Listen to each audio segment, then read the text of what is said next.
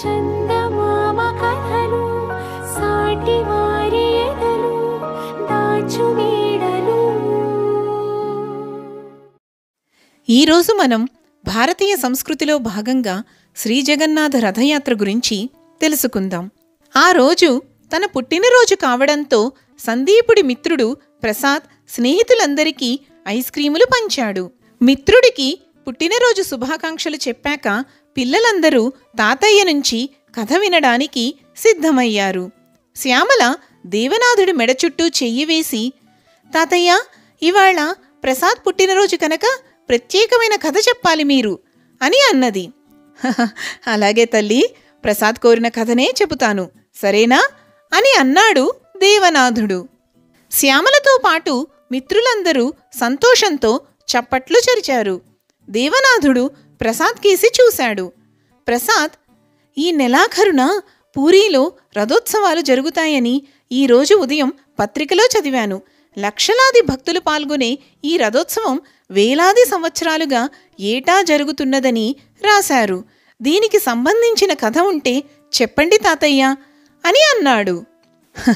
ఉంది బాబు, అదొక ఆసక్తికరమైన కథ అంటూ దేవనాథుడు ఇలా చెప్పసాగాడు. చాలా సంవత్సరాలకు పూర్వం కళింగ రాజ్యాన్ని ఇంద్రద్యుమ్నుడనే రాజు పరిపాలించేవాడు. ఆయన ఆదర్శపాలకుడు, శ్రీకృష్ణ భక్తుడు. రాజు తన ఇష్టదైవానికి ఆలయం నిర్మించాలని సంకల్పించాడు. పనులు ప్రారంభించాడు. అయితే ఆలయంలో ప్రతిష్ఠించే విగ్రహానికి ఏదైనా ప్రత్యేకత ఉంటే బాగుంటుందని తీవ్రంగా ఆలోచించసాగాడు. ఒకనాటి రాత్రి ఆయనకు ఒక కల వచ్చింది. పూరీ సమీపంలో ఎక్కడో ఒకచోట దైవాంశతో నిండిన నిగూఢ వస్తువు ఉందని లీలగా తోచింది. ఆ వస్తువును తీసుకువచ్చి విగ్రహంలో నిక్షిప్తం చేసి ప్రతిష్ఠించినట్టయితే అది నిజంగానే ప్రత్యేకతను సంతరించుకుంటుందని దేవుడు ఆనతి ఇచ్చినట్టు కలగన్నాడు. తెల్లవారాక విఘ్నులైన ఆస్థాన పండితులను రప్పించి తన కల గురించి చెప్పాడు. మీరు 4 దిక్కులకు వెళ్ళి ఆ మహత్తరమైన వస్తువును కనుగొని తీసుకురండి. మీ రాక కోసం నిరీక్షిస్తూ ఉంటాను. మీరు విజయవంతంగా తిరిగి వచ్చాకే ఆలయంలో విగ్రహ ప్రతిష్టాపన జరుగుతుంది అని అన్నాడు. అలా రాజు ఆనతి ప్రకారం బయలుదేరిన పండితులలో విద్యాపతి అనే బ్రాహ్మణ యువకుడు ఉన్నాడు. ఆయన బయలుదేరే ముందు దైవ ప్రార్థన చేసి తోచిన దిక్కుకేసి నడవసాగాడు. చాలా దూరం నడిచాక ఆయన ఒక అడవిని సమీపించాడు. అడవిలో నడిచి నడిచి దారి తప్పాడు. సాయంకాలమైపోయింది. ఇక నడవలేక అలసిపోయాడు. పెద్ద బండపై కూర్చోబోతూ ఉండగా జారి కిందపడి స్పృహ కోల్పోయాడు. అదృష్టవశాత్తు ఆ సమయానికి చెలికత్తెలతో అటుగా వచ్చిన బోయరాజు కూతురు లలిత విద్యాపతిని చూసి పక్కన సెలయేటి నుంచి నీళ్లు తెచ్చి ముఖంపై చల్లి స్పృహ తెప్పించి ఆయన్ను తన ఇంటికి తీసుకువెళ్ళింది. లలిత తండ్రి బోయరాజు విశ్వావసు సత్యగుణ సంపన్నుడు. విద్యాపతి వినయ విధేయతలు, పాండిత్యం ఆయనను ఎంతగానో ఆకర్షించాయి. విద్యాపతి బలహీనంగా ఉండడంతో గూడెంలోనే కొన్నాళ్లు గడపవలసి వచ్చింది.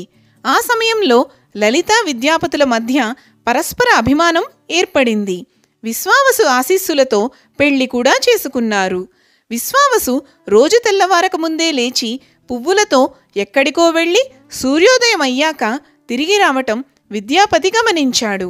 దానిని గురించి లలితను అడిగాడు. లలిత చెప్పడానికి మొదట సంకోచించింది. ఆ తరువాత తన భర్తే కదా అని ఆ రహస్యం బయటపెట్టింది. అడవిలోని ఒక గుహలో పూజనీయమైన విశిష్ట వస్తువు ఏదో ఉందని, దానికి తమ పాలక వంశంలో పెద్ద కొడుకు రోజూ పూజ చేయటం ఆచారంగా వస్తున్నదని, అక్కడికి వెళ్లే మార్గం ఆ ఒక్కడికి మాత్రమే తెలుసునని చెప్పింది. తరతరాలుగా వస్తున్న తమ వంశాచారాన్ని తన తండ్రి క్రమం తప్పకుండా పాటిస్తున్నాడని తెలియచేసింది. తాను వచ్చిన పని సగం పూర్తయినట్టు భావించిన విద్యాపతి తను కూడా ఆ వస్తువును చూడాలని లలితకు చెప్పాడు. లలిత తండ్రికి తన భర్త కోరికను చెప్పి ఆ అవకాశం కల్పించమని వేడుకున్నది. తండ్రి సరేనని అన్నాడు. కాని విద్యాపతి కళ్లకు గంతలు కట్టి తీసుకువెళతానని అన్నాడు. మరునాడు వేకువజామున విశ్వావసు అల్లుడి కళ్లకు గంతలు కట్టి తన వెంటబెట్టుకుని బయలుదేరాడు. అడవిలోని గుహలోకి చేరాక కళ్లకు కట్టిన గంతలను విప్పాడు. విద్యాపతి హృదయం పులకరించింది. చిన్న పేటికలో ఉన్న శిలలాంటి వస్తువు దివ్య తేజస్సుతో జ్వలించడం దర్శించాడు. తాను వచ్చిన పని ఇలా సఫలమవుతున్నందుకు ఆనందించాడు. తనకు దారి చూపి నడిపిస్తున్న దేవుడికి మనసులోనే కృతజ్ఞతలు చెప్పుకున్నాడు. మళ్ళీ కళ్లకు గంతలు కట్టుకుని మామతో తిరిగి వచ్చాడు. వర్షాకాలం ఆరంభమైంది. త్వరలోనే తిరిగి వస్తానని లలితకు విశ్వావసుకు నచ్చచెప్పి విద్యాపతి అక్కడి నుంచి తిన్నగా అడవిలోని గుహకు వెళ్ళి అక్కడ ఉన్న రహస్య వస్తువును అపహరించుకుని శరవేగంతో రాజధాని నగరం చేరాడు. గుహ వద్దకు ఆయనకు మార్గం ఎలా తెలిసిందనుకున్నారు? అంతకు ముందు విశ్వావసు వెంట వెళుతున్నప్పుడు గుప్పెడు ఆవాలు తీసుకుని విద్యాపతి ఆయనకు తెలియకుండా దారి వెంట రాలుస్తూ వెళ్ళాడు. వానలు ప్రారంభం కావడంతో అవి మొలిచాయి. ఆ మొలకల సాయంతో ఆయన గుహను చేరుకోగలిగాడు.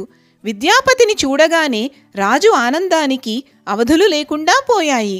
ఆనాటి రాత్రి రాజుకు మరొక కల వచ్చింది. సముద్రం నుంచి ఒక దుంగ కొట్టుకు వస్తుంది. ఆ దుంగతో విగ్రహం చేయించి అందులో విద్యాపతి తెచ్చిన దివ్య వస్తువును నిక్షిప్తం చేసి ప్రతిష్ఠించు అన్న దివ్యస్వరం వినిపించింది. మరునాడు రాజు రాణి వెంటరాగా తన పరివారంతో సముద్ర తీరానికి చేరాడు.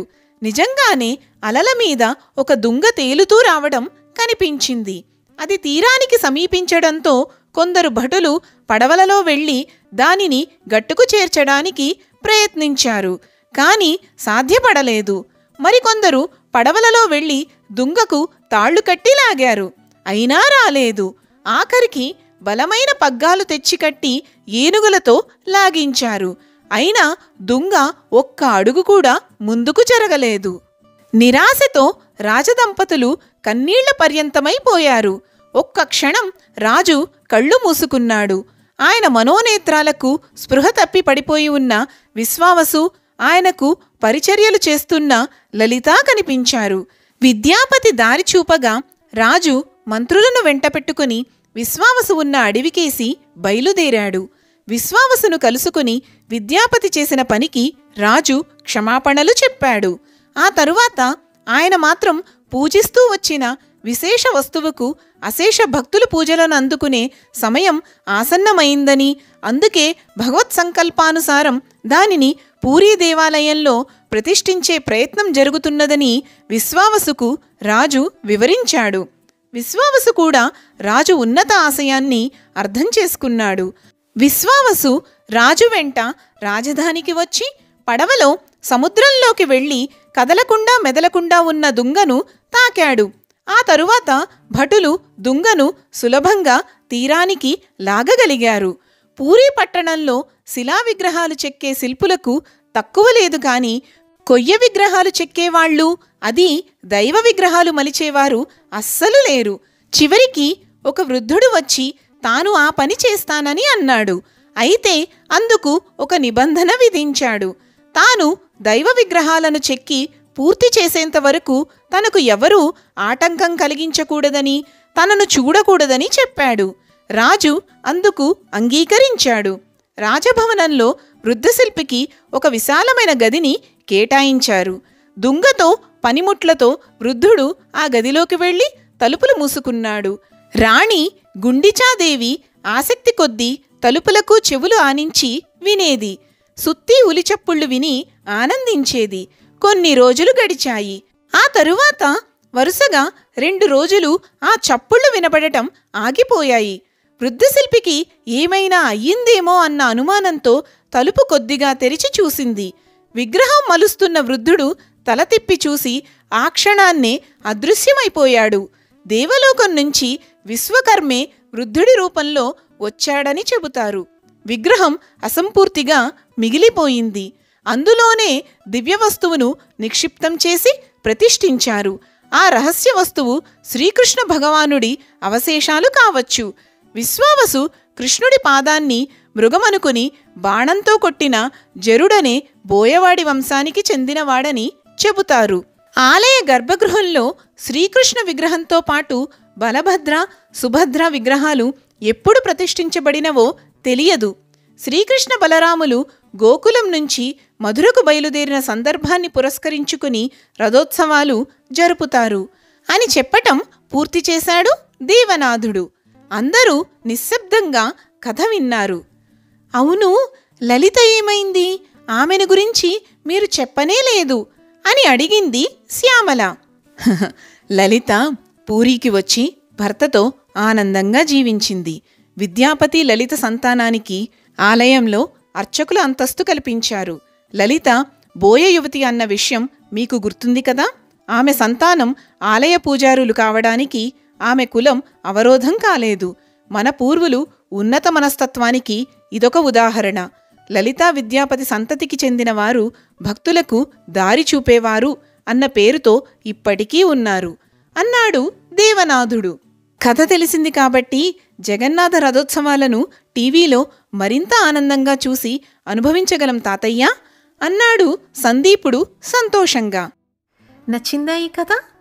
తిరిగి ఇంకొక కథతో మళ్ళీ కలుసుకుందాము. మా కథలు మీకు బాగున్నాయనిపిస్తే లైక్, షేర్ అండ్ కమెంట్ చేయండి. అలాగే మా ఛానల్కి సబ్స్క్రైబ్ చేయండి. ధన్యవాదాలు.